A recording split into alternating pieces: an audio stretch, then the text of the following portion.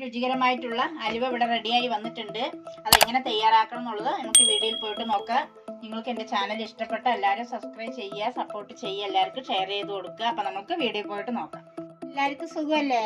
ഇന്ന് നമ്മൾ ഒരു വീഡിയോ ആയി വന്നിരിക്കുന്നത് മത്തം കൊണ്ടൊരു അൽവി ഉണ്ടാക്കാൻ വേണ്ടിയിട്ടാണ്. അപ്പം അത് എങ്ങനെ ഉണ്ടാക്കണം എന്നുള്ളത് നമുക്ക് നോക്കാം. പക്ഷെ അത് അരയ്ക്കണം. ഒരു കഷ്ണം മത്തൻ എടുത്തിട്ടുണ്ട്. ഞാനതിനെ അരച്ചിട്ട് വരാം. ഇതൊന്ന് ഇട്ടിട്ട് നന്നായിട്ടൊന്ന് അരച്ചെടുക്കട്ടെ.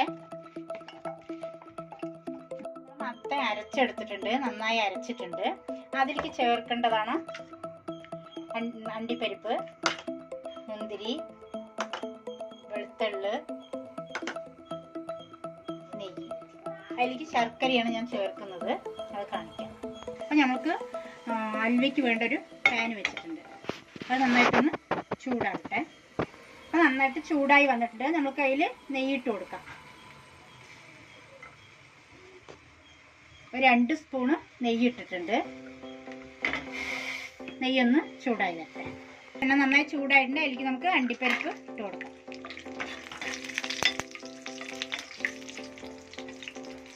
നന്നായിട്ടൊന്ന് ചൂടാവട്ടെ.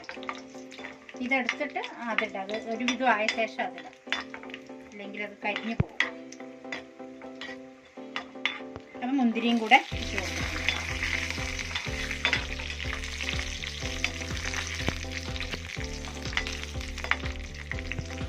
അത് ഓഫാക്കാം. അപ്പം നമ്മൾ ഇതിൽ തന്നെ, ഈ നെയ്യിൽ തന്നെ മത്തൻ ഇട്ട് കൊടുക്കുന്നുണ്ട്. അപ്പം നന്നായിട്ട് വെന്ത് നല്ല മണമൊക്കെ പച്ചമണം എല്ലാം വിട്ട് കുറുകി വരണം.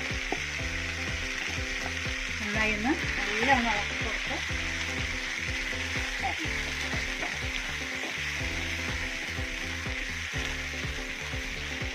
നല്ല കളറുള്ള മത്തനാണ്. മൂത്തത് തന്നെ വേണം. പിഞ്ച് മത്തനൊന്നും പറ്റില്ല, നന്നായിരിക്കില്ല. അതിലേക്ക് കളർ കണ്ട ഇതിലൊന്നും നമ്മൾ ചേർത്തിട്ടില്ല, മത്തൻ മാത്രമാണത്.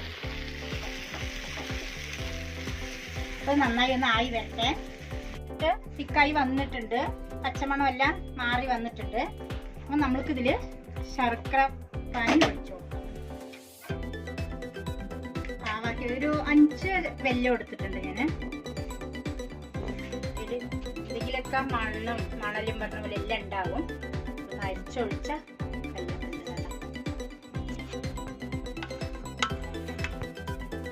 അപ്പൊ നന്നായിട്ടൊന്ന് ഇനി നമുക്ക് ഇളക്കി സെറ്റാക്കി കൊടുക്കാം.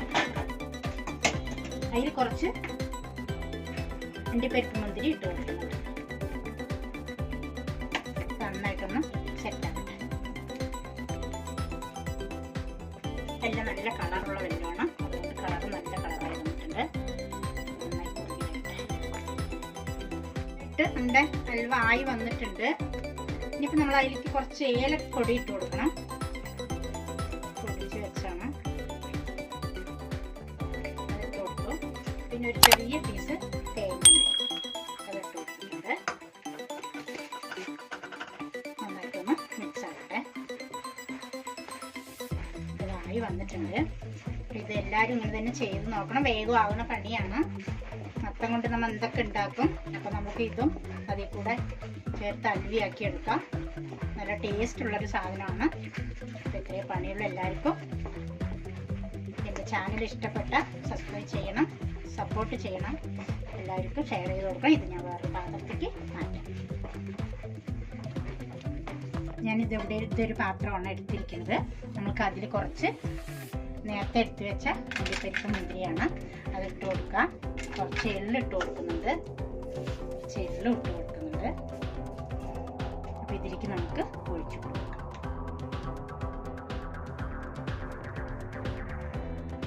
നന്നായിട്ടൊന്ന് തണുത്ത് വരണം.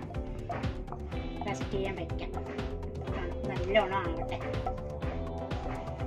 രുചികരമായിട്ടുള്ള ഹൽവ ഇവിടെ റെഡിയായി വന്നിട്ടുണ്ട്. 1 മണിക്കൂർ 1.5 മണിക്കൂറോളം ഞാൻ റെസ്റ്റ് ചെയ്യാൻ വെച്ചിട്ടുണ്ട്. എന്നിട്ടാണ് ഞാൻ എടുത്തിരിക്കുന്നത്. പിന്നെ ഇനി നമുക്കത് ഒന്ന് മുറിക്കാം. നല്ല സോഫ്റ്റ് ആയിട്ട് വന്നിട്ടുണ്ട്.